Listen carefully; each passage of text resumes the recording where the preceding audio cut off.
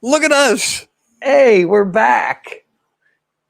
John, welcome to Wise Fools. Thanks, It's Gary. not the Bible study you want. It's the Bible study you need. It's the Bible study I desperately need. And Yes. after a series of miscommunications and inadvertent Yeah. oversights, we're back.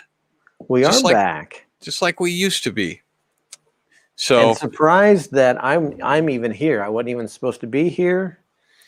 no, I didn't tell anybody that though. That was just our secret. Oh, it was just our secret. So. Yeah, for this week. But Gary was scheduled to speak at a GOP something or other, right? It was a Lincoln Day kind of thing, yeah. And so I had to bow out gracefully. Mm-hmm. In fact, I had 2 speaking engagements this week, and I had to uninvite myself to both of them because I have COVID. Gary has COVID, everybody. I have COVID.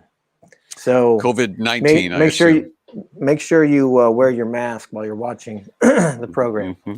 Wear your mask, sanitize your screen, and stay at least 6 feet away from your monitor. I had some symptoms, cough, a little bit of fever, ibuprofen knocked the fever down, but my wife thought that I should get a test, so I did a test, and I was positive. So then I went and got a real test instead of the over-counter test, which I think is still good. But anyway, and then I don't know what the difference is. And so then they came back and said, "Yeah, you have it." Yeah. And so here I am. Now I will say this: I've had colds that were a lot worse than this, really. But it kind of made me fatigued, and I didn't lose my taste, sense of smell or taste. Of course, I don't have a very good sense of smell anyway. He never had a sense of smell to lose. No, despite the size of this, I don't really smell. There's a lot of things that my wife will smell that I don't smell. Yeah. And that's maybe a blessing and a curse. It depends on what you're smelling, but yeah. Yeah, exactly. But still, food tastes like food. And but anyway, I'm well enough to be here. I contacted John and said, "Hey, let's do it." Hey, good news. I don't have to do my speaking. Good news. I've got COVID. I can do Wise Fools this week. And so I actually, it's all a matter of perspective. And earlier today, I did a taping of the Todd Huff show. So I've been more active sick than I normally am. While you're out of commission. Yeah. Yes. Well, full disclosure, since you put your cards on the table, I am 95% sure that I had COVID a few weeks ago, and I got over it really last week. I started to feel fine, but for about 3 weeks, I was feeling really bad. Yeah. And when I get sick, it's usually like a 24-hour, 48 hours at the most, and I'm good to go. Yeah. And this just hung on and hung on and hung on to the point where I was like, I'm not sure. I never went in and got tested because I figured that it would be positive, and then they would say, yeah, you got COVID. So just do whatever it is that you're gonna. You just need to stay home and stay away from everybody, which is what I was doing anyway. Right. But there was a couple of Wise Fools episodes that we did where I was not feeling very good at all, and I just got over it. I couldn't smell anything. I felt run down, and I've had, but never at any point did I think, gosh, I should go to the hospital because this is very serious. I was able to breathe, and so now I think that I benefited from already. I was taking vitamins before this, so I've been taking for like a year. I've been taking zinc, vitamin D, C, E, elemental P, fish oil. And now I don't take fish oil. I used to, but I think it's bad for your cholesterol. And then I take a statin drug, and then I do CoQ10. But I think that I think zinc and D, especially, and C, is a good thing to do. Yep.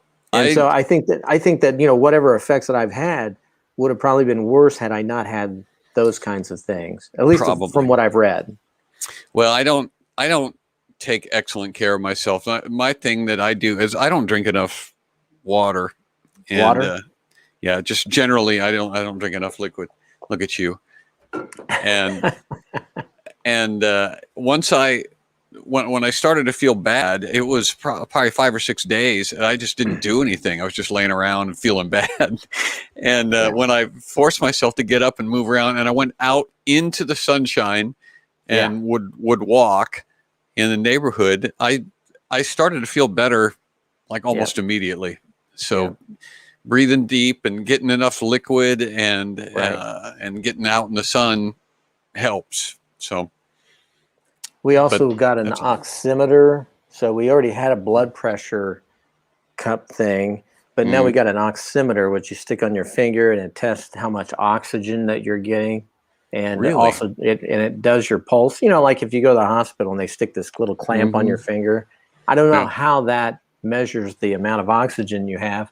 I'm not a doctor, and I'm not giving doctors advice here. I'm not either. I'm just saying what worked, I think worked in my benefit, is zinc, D, E, maybe not E, but C, certainly. C vitamins, and D. Yeah. So if you take those, all right, then, like you said, drink lots of water. That helps. Water's good. Here's the thing that's happening in our Bible study is, like, the people that are showing up here to participate, like, are having these long conversations before the broadcast even starts. So they're like, they're starting without us. Yeah. And so doctor's here, Marilyn's here, the canopy's back. Let's see, Ray's here somewhere. Yep, there's Ray. And Jeff is here. Jeff is mocking us. Did I miss anything last week? He said with a grin. Hi, Jack Wife and Christine. So there's Nerd Mom too. So hello to all of you. Good. We missed you last week. I didn't miss everybody. Yes. Yeah, it was going to be tough to pull it off last week, but Word Watchers here too. How was your Fight Laugh Feast convention? It was really great. Good.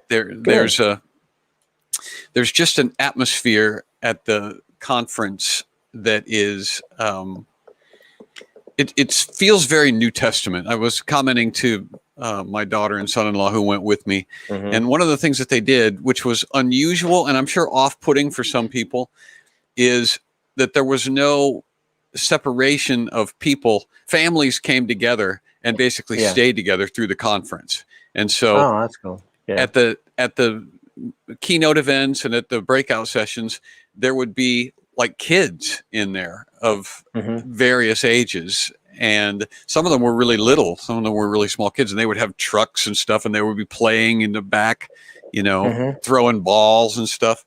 Yeah. And we were talking about how that's unusual for families to attend an event together and stay together as a family. But if I'm understanding my New Testament correctly, that's kind of what church would have looked like in the New Testament, when everybody met together in their homes. Well, they didn't send the kids off to junior church. They were there, right. you know, at the same time. And so it kind of felt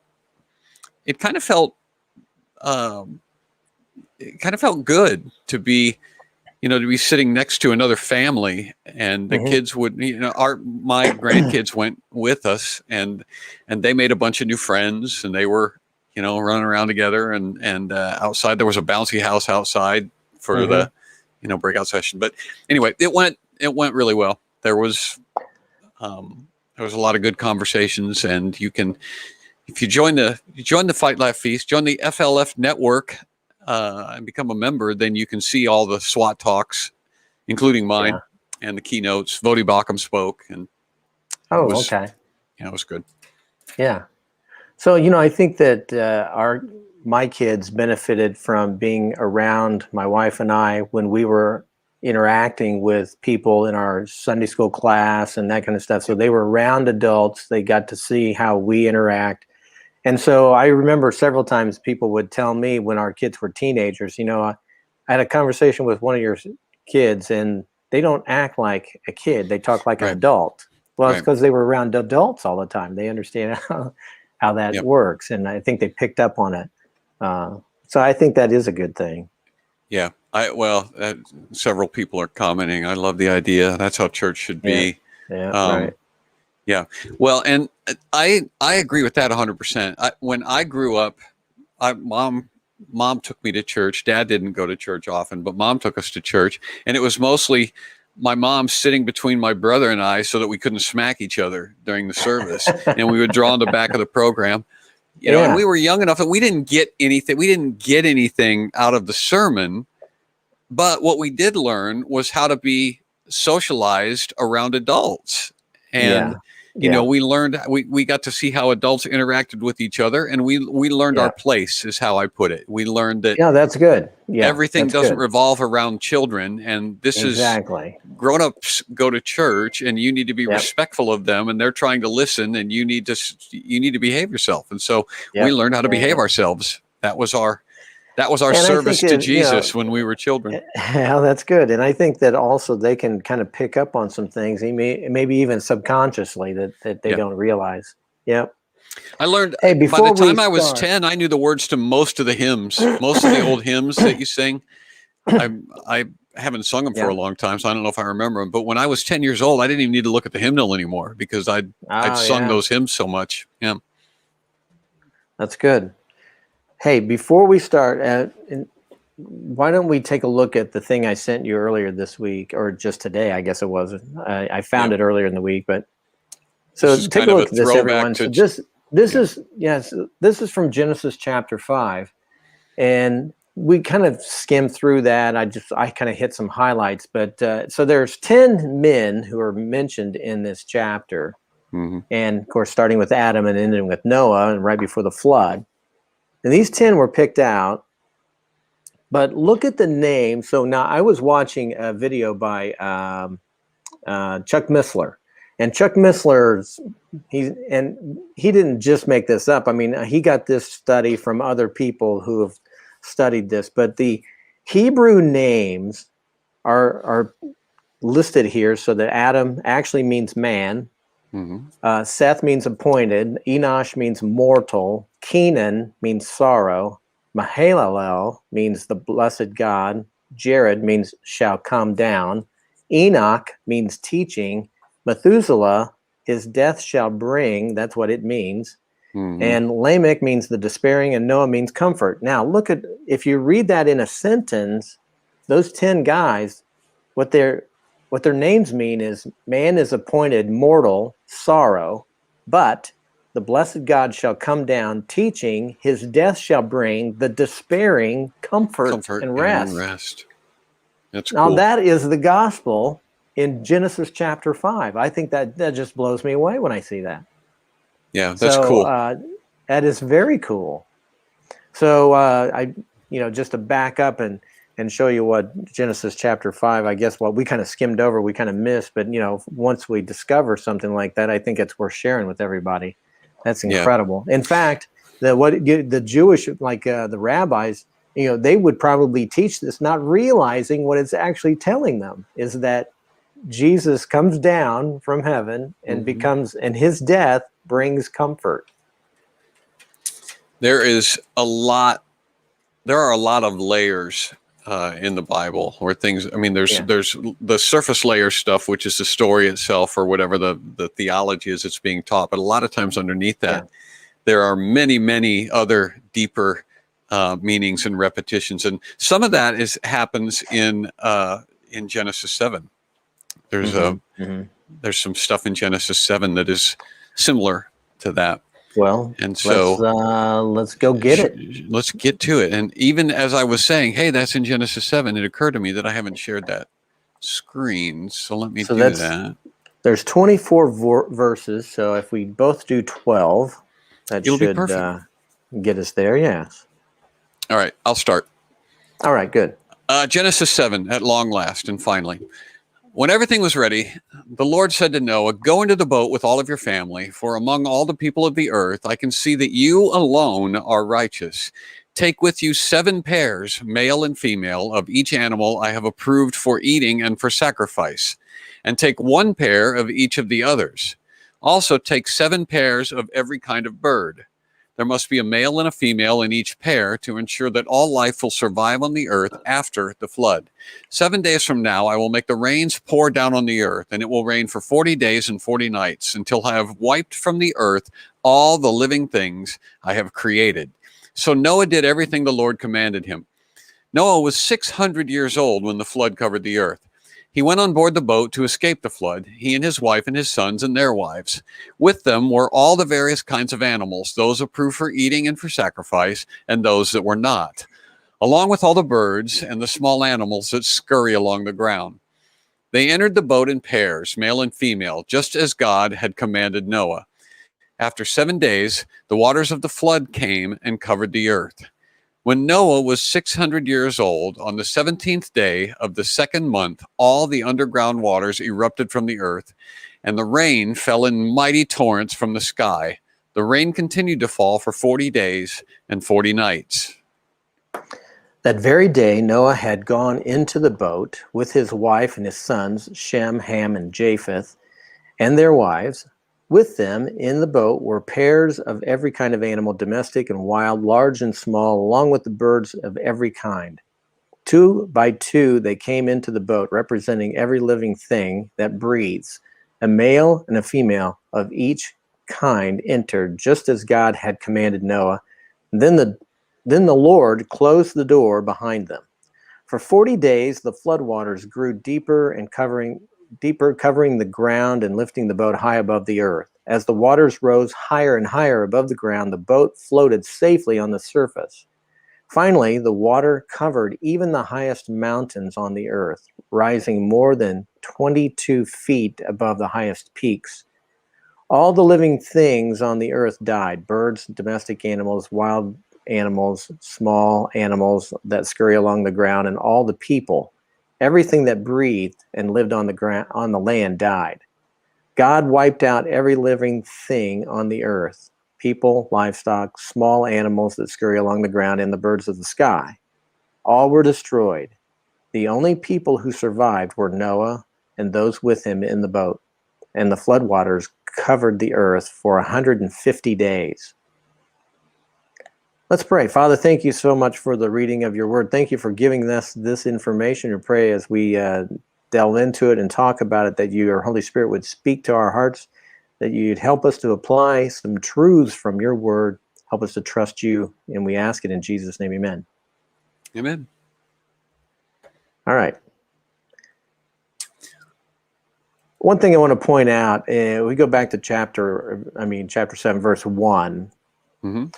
That in the NLT, unfortunately, it says, "Go into the boat." It says the Lord said to Noah, "Go into the boat." The New King James, the King James, the Young's literal translation, they all say, "Come into the boat." Now, if you tell somebody to come, it means that you're already in the boat, and so the word usage of "come" means to come into. And since really the ark is a picture of a type of Christ, that those of us who are in Christ are protected, then that makes sense. But the word here that the New Living Translation chose was "go into the boat." That's just one thing I pointed out. Yep, that is that's worth pointing out. One of the things that is I think overlooked or missed a lot of times is the fact that there were 7 pairs of the clean animals or the approved animals, and there was 1 pair of the unclean animals. And oftentimes, we think that there was just a pair of every kind of animal, but God was making provisions for after the flood. And so there are 7 pairs of animals that are approved for eating and for sacrifice. Well, why would they need 7 pairs? Because some of those pairs were going to be eaten and and some of them were going to be sacrificed. We know that from later on when they leave the ark. The first thing that Noah does is he sacrifices all of the a pair of all of the animals that are approved for sacrifice, and so God was providing them with what they would need to not only stay on the ark, but to be able to do their act of worship when they left the ark. That's an excellent point. Yeah, we usually, if you're looking in like a nursery and they have the artwork, some artist has done some rendition up there, and they usually just have the 2, 2, 2, 2. But yeah, there were some of the animals were in sevens, and for exactly the reason that you mentioned. Also, usually the in a children's book, the drawing that they will do of the ark is probably not even close. For one thing, the dimensions are way off. Yeah, we got the dimensions to the last chapter, but this would it would be more like the Ark Encounter. I saw that Christine Thompson said that she went to the Ark Encounter on the way back home from Indiana, and she said it was amazing. And so I haven't been yet. Have you been, John? I've been to the Creation Museum. I haven't been to the Ark Encounter. I've been to the Creation Museum as well, but I haven't been to the Ark Encounter since it's opened up. And so I want to make sure that I go, and probably soon, but I haven't gone yet. Yeah. Well, I think it would be good to get just a sense of scale to be able to get in the boat and or see the boat from the outside, just to have an idea of how big and vast it was. But this, here in the second verse of chapter 7, it answers the question that a lot of people have asked me. Some of the skeptics and the atheists and the Bible critics have asked me, what did they eat when they were on the ark? And I was like, well, they ate some of the animals. I mean, it's right there. They ate some of the animals. Right. And well, how did the animals stay alive? Well, there was, if you take what it says, that God sent the animals to the ark. It doesn't say that Noah and his family had to go out and rodeo the animals onto the ark. I mean, they didn't have to corral them and rally them. God sent them to the ark. And so if God sent them to the ark, then it stands to reason that God also made it so that they were going to be able to live on the ark, and there was a harmony that took place between Noah and the animals on the ark. Everybody on the ark, or all of the living creatures on the ark, formed a community of sorts. Yeah. They were all humans and animals, part of a little civilization that God established to keep them alive. And I don't think the lions were eating sheep and everything. I think I think everything on the ark was orderly because God had his hand on all of it. Exactly. Yeah. The other thing too is I know that the criticism is that there's so many different animals in the world. How could you fit them all on the ark? Well, I think that Answers in Genesis has a good answer for that, and it makes sense to me. Just like there are a lot of different kinds of dogs. Well, there's only one kind of dog, but there's all kinds of different breeds. But they all came from the same dog. I mean, I mean, just like they're different. Like you got leopards and lions and tigers, but they're all the feline kind of.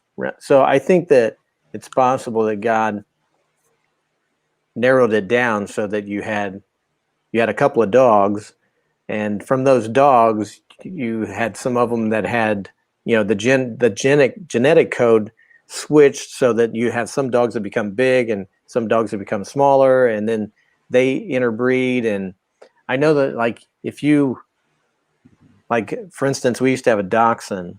You mix a dachshund with something else and it's not a dachshund anymore. And then so they try to interbreed.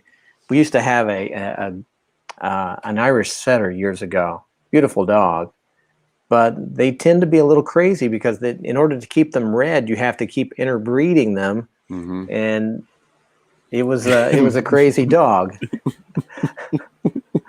But even by we dog loved standards. it anyway. Yeah. Even by dog standards, it was. Well, Remember, we took it to obedience training, and after about 9 weeks, and the trainer actually told everybody, "This guy's done a good job with that dog because they're hard to train." Because they're crazy. Yeah. Well, I think that is. I think that is correct. Well, Corey's asking the question that I was trying to get at. Interesting question. If the Earth is young, did lions, tigers, and cats quote evolve in that short time to all the cats we have now? I don't. I agree with Gary. I don't think that every conceivable breed and offshoot of every type of animal was on the ark. I don't think it's necessary to do that. And I also think that the word evolve has come to mean it is clear that God has designed life so that we can adapt and we can and we can and various species modify their physical traits in order to survive in the region that they've come to exist in. And so there's just no question that happens. And it makes sense to me that God could take a couple of dogs and then from those dogs create all of the different species of dogs that we see, because that's what you did with people too. I mean, we've got a whole bunch of different kinds of people. So you had 8 people on the ark, and from those 8 people, you get all of the people groups that are alive today. And from what I understand, my ancestors came from Europe. So we would be from the line of Japheth, because Japheth went that direction. Ham went south, and Shem stayed more in the Middle East area and the Eastern. So there you go. Japhethites. Yeah. And then and so as the animals began to move around and breed, then the various dominant genes came to the surface, and then the recessive genes were less they were recessive, so they got repeated less and less, and you could get a whole bunch. Obviously you can get a whole bunch of diversity from a single starting pair when the genes start to become mixed. Yes, but dogs are always going to be dogs. They're not going to be something else. They'll change, and just like we were talking about, different breeds will come out of those, but it's still the same kind. God made everything after its own kind. Right. And so you don't get different kinds from one kind. Apple trees always make apples, oranges always make oranges.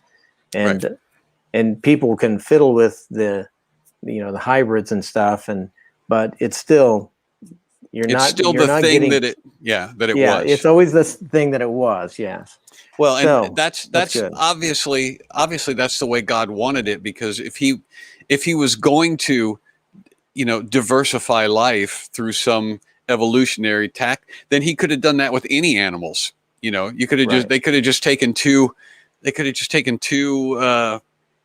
dogs on, and God would have just diversified all the life from those initial dogs. But he didn't seem to want to do that. He said, take a pair of every kind of animal, because the kinds are going to stay, like you said, they're going to stay what they are. The dogs are always going to be dogs, and the lions are always going to be lions or felines, and they're not going to become other types of creatures. So in verse 7, it says 7 days from now I will make the rains pour down on the earth. So God told Noah to get on the ark. He said, come into the ark. It's in verse 1. Verse 4, he says 7 days from now he's going to make it start raining. Right. So in that time period, can you imagine the people who are making fun of Noah and his family because they're living on this ark, this huge ship that they've made. But I imagine they just thought they were crazy. And God still gives them another 7 days. And there's something about that number 7. Seven is the number of perfection. Right. If I were to look into the future, I know there's coming a 7-year tribulation period. In the case of the wedding in Cana, when the bridegroom comes to get his bride, they go into the wedding chamber, and there's a 7-day wedding party. 7 days. So the 7 keeps popping up. It's interesting that the 7 days before the judgment falls, God gives them 7-day countdown. The number 7 is a thing that gets repeated, and I didn't bring it up here with me. I should have, but I was actually doing some reading before I came up here about how that number 7 and derivatives of 7, multiples of 7, 70 times 7, and so on. That there is that God was very specific in doing that. That He put them on the ark, and then it was 7 days that they waited on the ark, which was another proof of Noah's righteousness, because as he was waiting for the rain to start falling, that required more faith. It required him to be, to trust that God was going to do what He said He did, even though it didn't start raining immediately when the door slammed shut. And, right, exactly. And so the commentary that I was reading was saying it wasn't just what Noah did, but it was also what he did not do. And what he did not do was panic after 4 days and throw the door open and say, okay, I guess that was a big mistake. You guys were right. It wasn't, nothing's happening. Right. And that was that's a long time. There's a discussion in the chats over here that's gotten way off. And if I said something wrong, I apologize. I didn't mean to say that there are different kinds of people. There's only one kind of humans, and that's human beings. But over time, like you were saying, because we lived in different locations on the earth, we tend to look differently after a while. But we're still human beings. There's only one kind. So we're all related to Adam and Eve. And if you want to back it up to Noah, then we're related to his family. And I mentioned specifically Japheth. So I'm not saying that there are different kinds of people. There's only one kind of people, just like there's only one kind of dog, that there's only one kind of oranges or apples. But what I was saying is that, like you were saying earlier, there are changes that take place over time, like melanin in the skin, size. Some people groups are bigger than others. That just happens over time from genetics and breeding and. Right. Well, eye shape and facial features and lengths of. There are all sorts of physical differences among certain people groups, and. But we're all still people, just like there's all kinds of different shapes and sizes of dogs, but they're all still dogs. Yeah. So we're all, so humans are all just humans. Okay. Right. Yeah. Okay. So in verse 6, Noah was 600 years old when the flood covered the earth. 600 years old. Yep. And he and his wife, one of the things that they do in the Old Testament is that they repeat stuff. I mean, you notice that even here in verse 7, there was several ideas that they would repeat. He and his wife and their sons. Now, with them were all the various kinds of animals, those of proofreading for sacrifice and those that were not, along with the birds. And how many times does it mention, the small animals that scurry along the ground? I know. The birds, the small animals that scurry along the ground. And it would say that all of the animals died, including the small animals that scurry along the ground. And so, I'm reading that in my Western sense, with my Western sensibilities, and I'm going, okay, I got it the first time. The first time you mentioned the animals scurrying along the ground, I sort of included those with all of the other forms of life that you had mentioned wiping out. So why are you doing that? Well, the Bible is poetic as well as historical, and that is a literary device that the author is using to drive home a point. Specifically in chapter 7, what he's talking about is all of life on Earth was wiped out.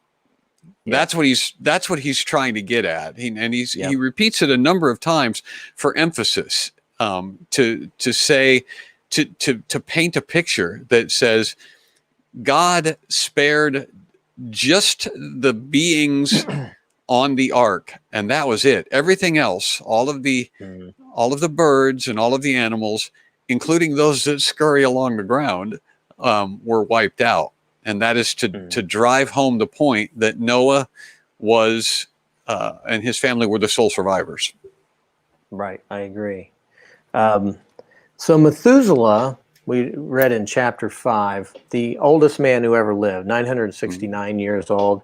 And his name means when he's dead, it will come. And so the year that he died was when Noah was 600 years old. And so when Methuselah died, then that's when the flood came. And so Noah's dad was Lamech.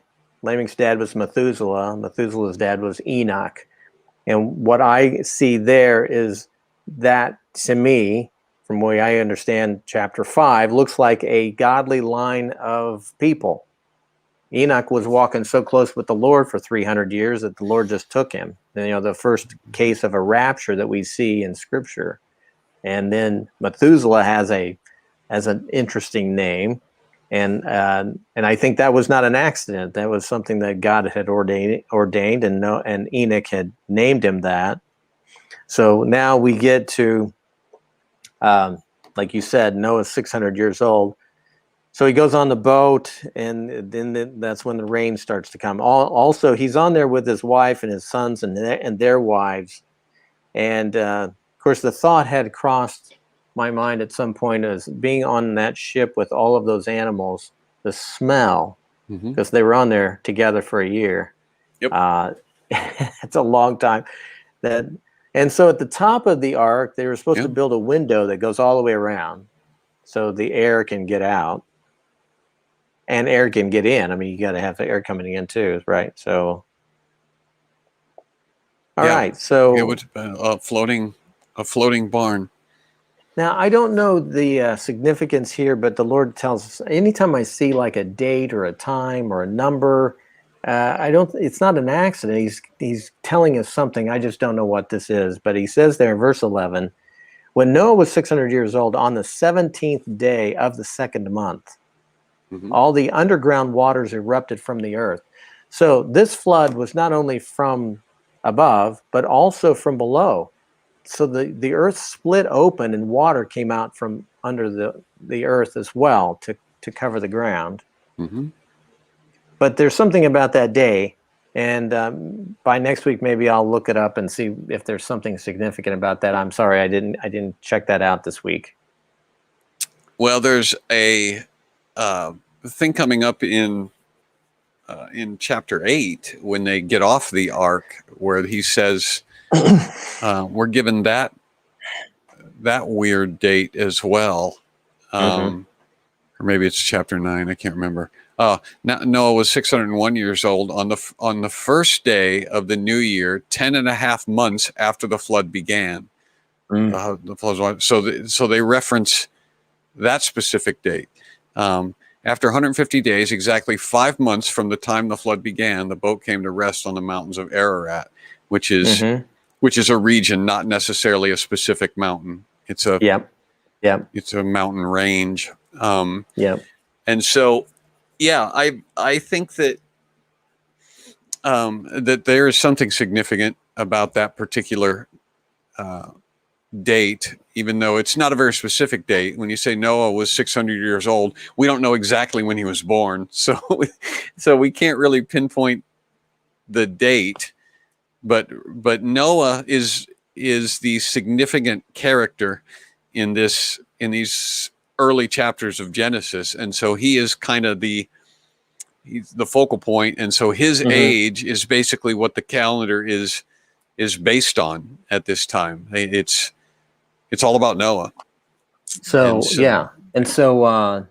we're not given a date when Noah was born, but we're given the age of his dad. His dad was 180 years old when Noah was born, and so what's amazes me about chapter 5 is the detail of, this guy lived this many years and he gave birth to a son, and then he lived another 300 or 600 years and he died.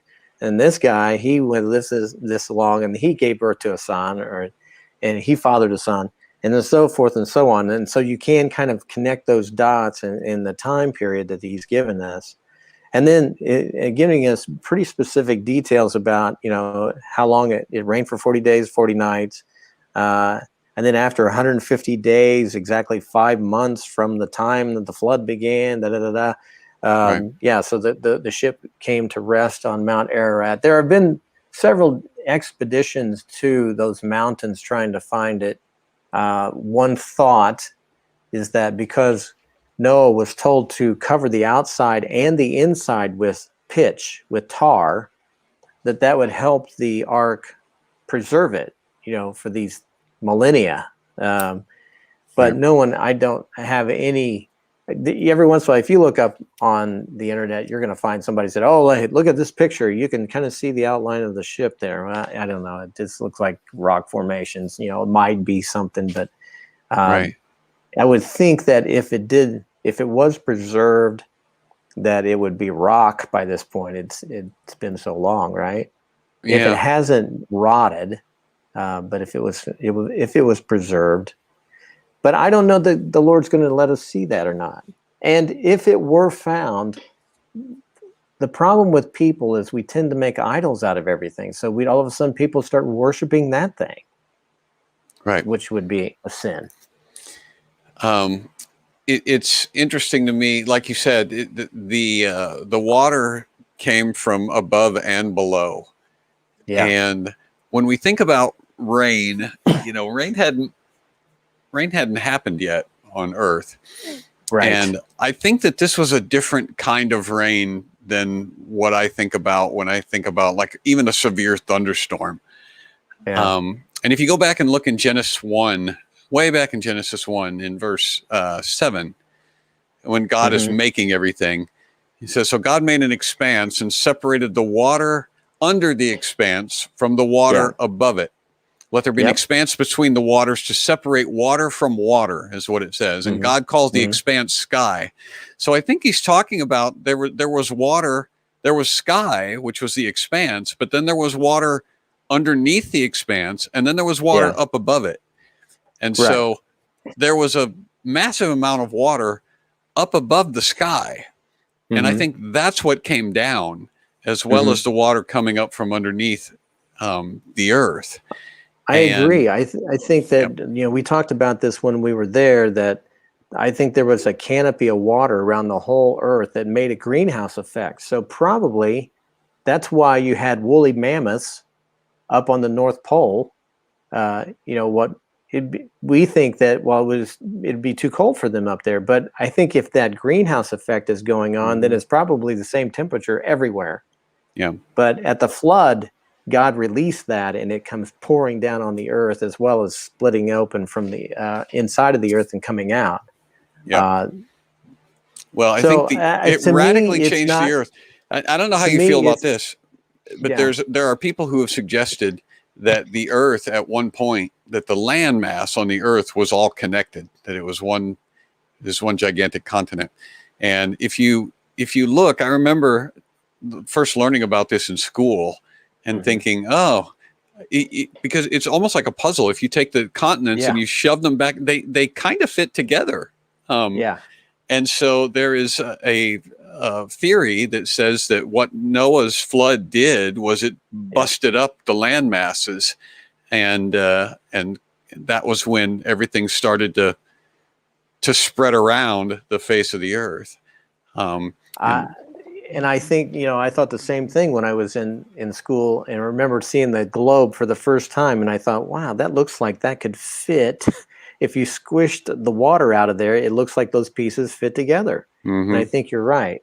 I've seen some good videos on what that might have been like, the land masses splitting and moving, and that when they finally came to rest, the motion of, can you imagine the motion of the land coming up to stop and then buckling against itself and splitting up, and that's what created the mountains, almost like if you took like some kind of paper or something and pushed it and gave it some resistance, it's going to go up. It's possible. I don't know. Wasn't there, but it makes sense that might have made the mountains. Right. Well, Christine, or I'm sorry, Hijack said, isn't that just streams ebb and flow? If you remove the water, there's still land beneath it. That's true, sort of. But the earth is multiple layers. The crust of the earth is just the outer layer, and underneath that, you've got different stuff.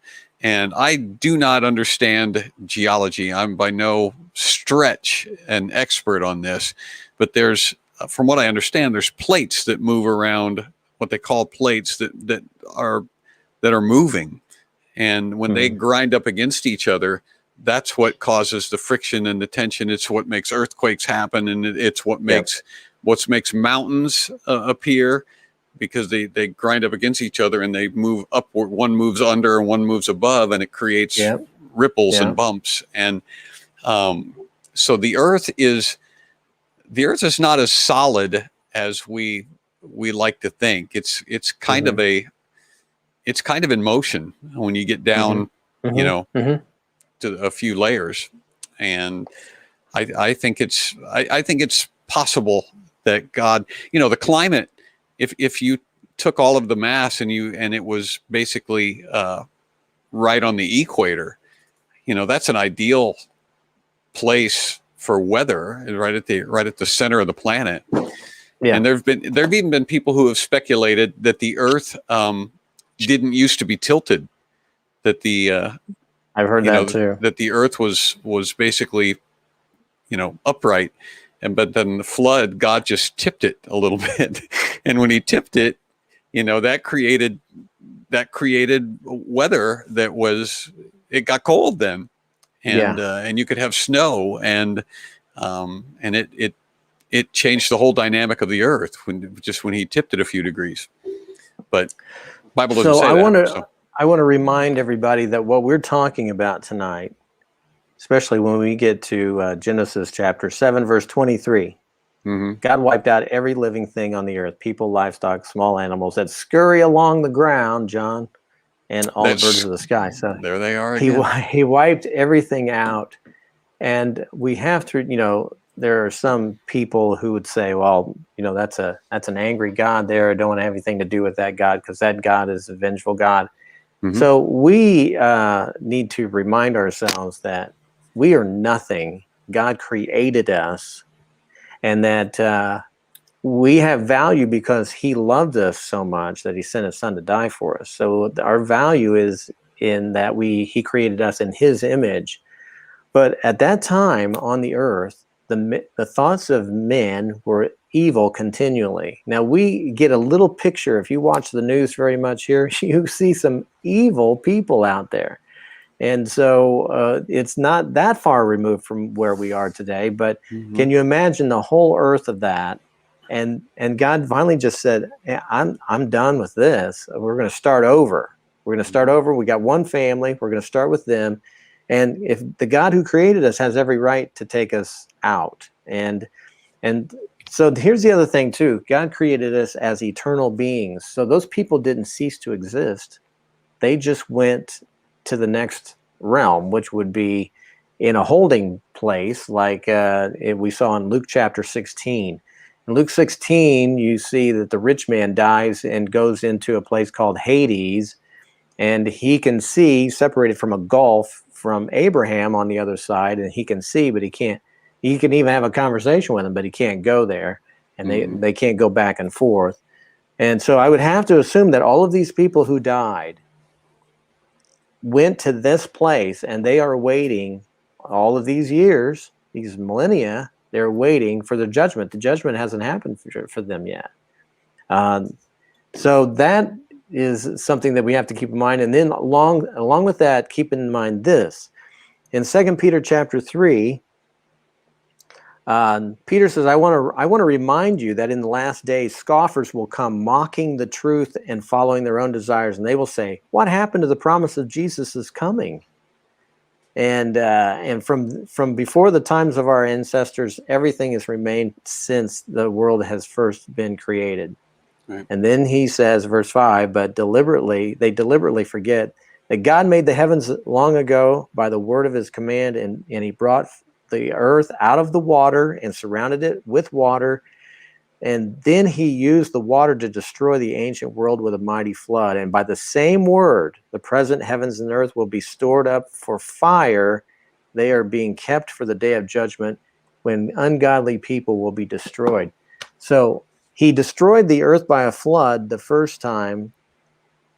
It's going to happen again, but it won't be by a flood. It'll be by fire the next time. I tweeted something out like that during the Pride Month, just to remind people that the rainbow reminds us that God's not going to destroy the earth by a flood again, but the next time it'll be by fire. It has always been fascinating to me to watch or to see the response, the different responses that people have to the flood or the wrath of God.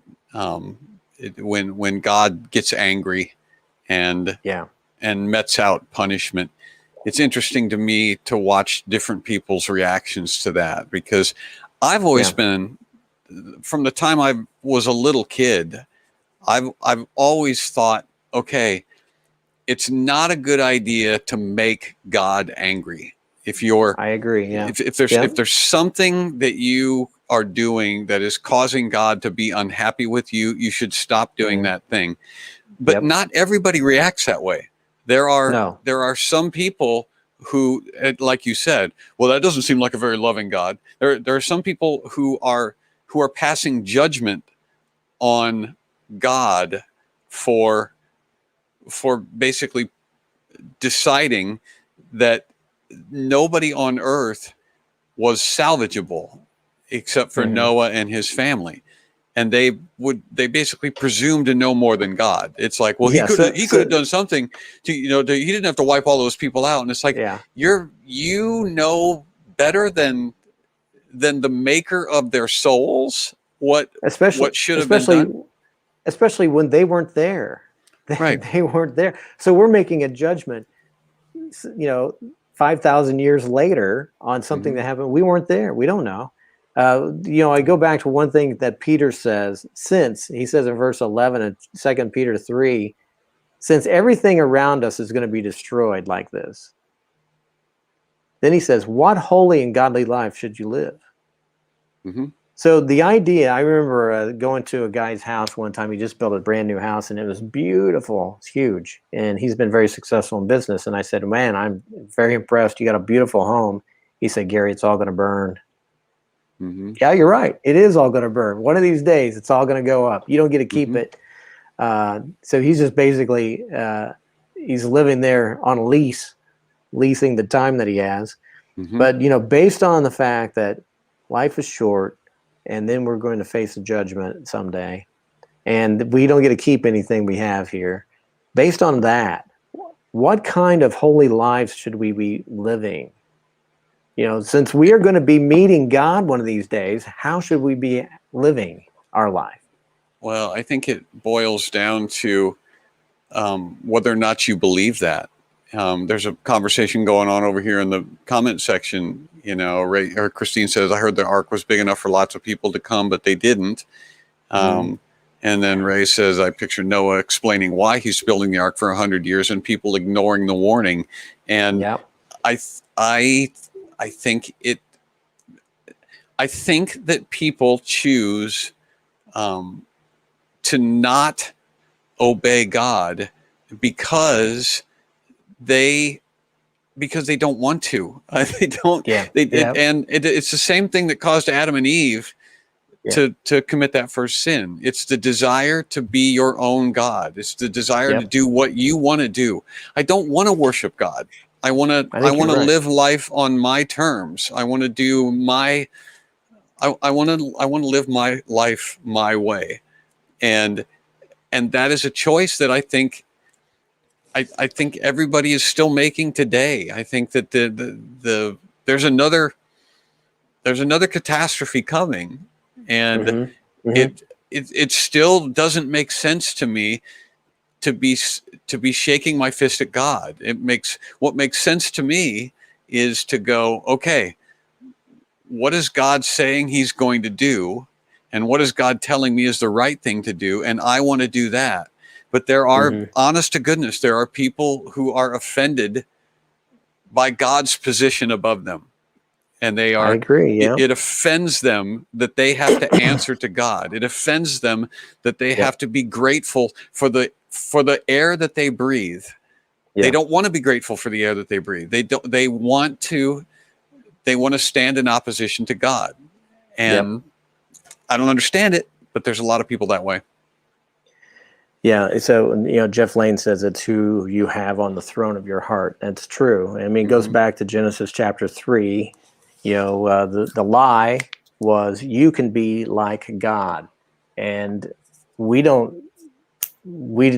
and people still try to do that. They try to be the God of their own life and make their own decisions and leave God out of it, and they make a mess of their lives.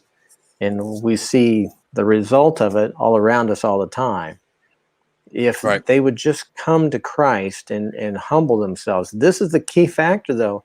Humbling yourself, that seems to be a hard thing for a lot of people to do. It's super hard to do. It's hard for me to do. But you said something that I thought was interesting when you said that they turn their back on God, they reject God, they rebel against God, and then they make a mess of their lives. And I would agree with that. But when their lives are a mess, when things are absolutely unbearable, who do they blame for that? They blame God. That's exactly what they do. Right. They don't say, oh, I have made a mess of my life because I have rejected God. I'm going to turn to him. They don't do that. They always blame God for being unloving and unkind.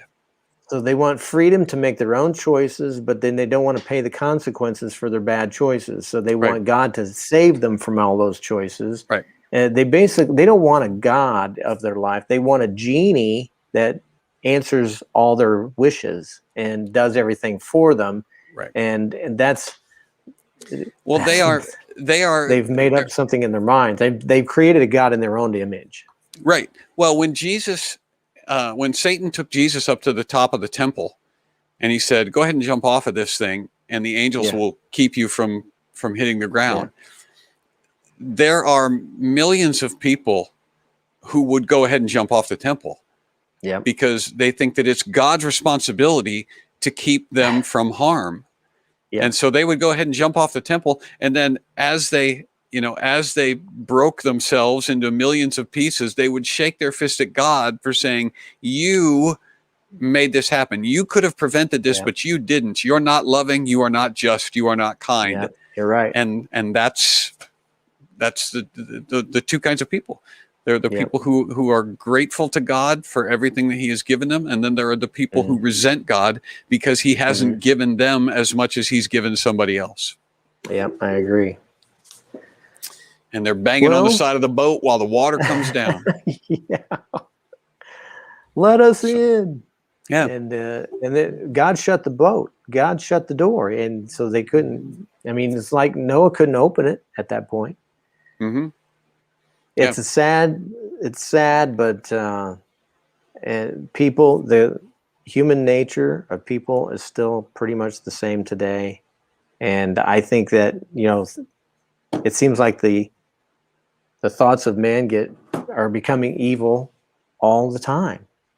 Now, we still have a lot of Christians in this country, but the culture itself has gone way off. It's not a Christian culture, right? No, it's not. It's not a Christian culture. So, Christians need to be counterculture. We have to be like Jesus was. We have to go against the culture.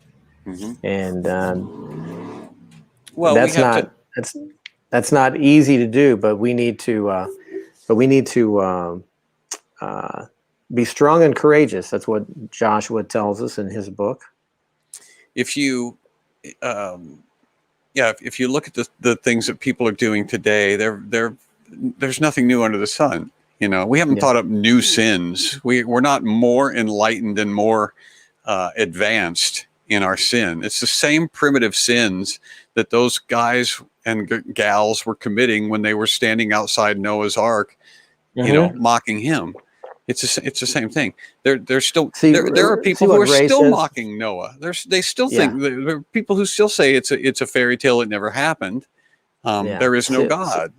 So what Ray says is, I think she's probably right. God closed the boat because she knew that Noah would probably try to open the door. Those people don't get saved in the time period that they had, then it's probably too late. God chose Noah because he was righteous. Why was he righteous? Because he believed God. Righteousness comes by faith, not by works. Now, because he was a righteous man, because he believed God, God told him to build an ark, and he did it out of obedience because he believed God. And then all these other people, well, that would have been quite a testimony, this huge boat. It's a testimony to Noah's faith that he believed that God was going to flood the earth, and the rest of the people rejected it. And they had lots of time, and they still rejected it. One of the things that I think about fairly often is, how did God present himself to these patriarchal figures and to even some of the New Testament people who were so sure that God was speaking to them? And because I'm trying to imagine how God would speak to me in a way that I would know for sure that it was God, because if you're going to hear a voice, I would doubt a voice. If it was going to appear in a dream, I would very much have the tendency to go, well, that was just a dream. I'm not sure. And at the same time, if he appeared like in all of his, in his full glory, it would kill me. But if he appeared in some monolithic form, then I would go, well, perhaps I was hallucinating or I was imagining it. And do you know what I'm saying? That there's I know exactly what you're saying. How does God speak to these people so that they knew that it was God and they were following his directions? That's a good question. It reminds me of in 1 Samuel, Samuel is a kid, and he's living now under Eli, who's the priest, living under his roof. And he gets a word from the Lord, and then he goes in and says, Eli says, hey, what do you want? Right. He doesn't know that it's God. Yeah. No, I don't. Go back to bed. I think he does it like 3 times before he realizes that it's the Lord speaking to him. Yeah. So that's a good point. I wanted to point out that somebody over here said, Hijack Wife said something about Norm Macdonald. Norm Macdonald died this week. Yeah, I know. 61 years old. And so I'm trying to click on it, but it's moving. Did you ever meet him? I'm happy to know that Norm Macdonald. I never met him. He was one of my favorite comics because he was so. The thing that Norm Macdonald had was a fearlessness that you don't find very often in comics anymore. And when I became a Norm Macdonald fan was when he was on Last Comic Standing. He was one of the judges on Last Comic Standing. Yes. And it was he and Roseanne Barr and one of the Wayans brothers. I can't remember which one. Yeah. And a guy comes out and does a bunch, or he did a few jokes about the Bible and Christianity. Yep. And they were not even good jokes. It was about how the Bible is like Harry Potter books, And Roseanne's comment to this guy was, "Oh, I love you so much. That's so brave. You take on the Bible. That's really brave." And Norm sat at the other end of and he goes, "I don't think it's brave at all. You're gonna, if you're gonna attack a whole worldwide religion, you should at least know what you're talking about." And then he went on to talk about how J.K. Rowling was a Christian, which I'm not sure whether or not she was, but his comment that it's not brave to attack Christianity, right. And he didn't say it that night, but in an interview later on, he went on to say, now if the guy had gone up there and said Jesus Christ is the way, the truth, and the life, I would have said, now that is a brave thing to say, on national television. That's pretty good. And I think I also saw didn't in that episode, because I watched that. Didn't Norm say, "I consider myself a Christian," and you just offended? I find it offensive. Did he say that? I think he did. I think And from what so, I understand, he was a Christian. He was a believer, and he tweeted some things about faith and the Spirit. And right. what did he say? That, A smart man would say there are no miracles, but I say everything is a miracle. Yeah. So I read a few things that people have been writing about him, and I know that he was searching. He made some comments about his own pastor, which he loved his pastor, but he said, basically every sermon is, how to be a good person and not in some nonsense. And he knew there was something more than that. And he had some rabbi friend that he would speak a lot to, but it seemed like he was a guy. Now, he had cancer for 9 years, so it looked like he was looking for answers. And my hope and prayer is that he found those answers before it was too late. But he was a guy who was so thoughtful, and he was funny. Yes, he was very funny and fearless. He was doing a sports award. It might have been the ESPYs, but this was right about the time. There is speculation that the reason he lost his job at Saturday Night Live was because he would not stop talking about OJ. He would not leave OJ alone. Yeah. And that was, when was that? Back in the mid '90s. And so that tells you how this has been coming for a while. These comedians putting the clamps down on comedians. But he was at this award ceremony, and that I was already a Norm Macdonald fan, but I saw this clip. He goes out in front of all these athletes, and there's, it's just a who's who of sports Hall of Fame. And he's the MC, and he goes, there's somebody in the front row, and he's listening to people in the front. You can do it. And this, he got the Heisman. He won the Heisman last year, and they can't take that away from you unless you kill your wife and her lover. Yeah, I saw that clip. Oh my gosh. That's the greatest joke that's ever been told. That is so good. In front of all of those athletes, they can't take that away from you unless you kill your wife. They all looked very uncomfortable. Oh, they were all, I was funny. uncomfortable, but it was so brilliant. That's what comedians are supposed to do. You're supposed to say those truths. And so a lot of respect for Norm. And that's what cartoonists are supposed to do as well. Well, I think we've gone long enough, but this has been good. It's good getting back in the saddle again. It does feel good. It's good to be back with our friends. Good to be back with you. Next week, chapter 8. Right? Yes. Chapter 8, Genesis. Chapter 8. Good. All right, buddy. God bless. See you next week.